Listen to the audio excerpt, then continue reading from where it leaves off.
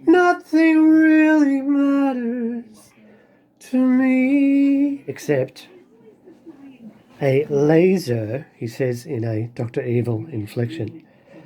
Laser brand DVD player, Blu-ray, whatever. Symptom was no power. What did I do? I checked the primary side out first, and that was fine. A primary side cap was charging. That ruled out bridge rectifier, fuse, etc. Secondary side, I was getting transient voltages, like the bootstrap was trying to start and failing.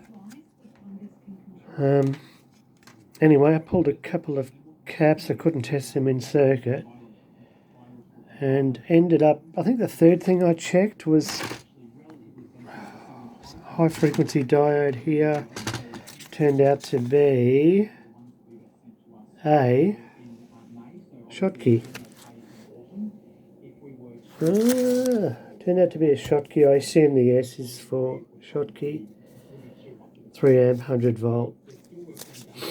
It was open. So that should be the end of it. Waiting on the part from a slow boat from China. That should be it.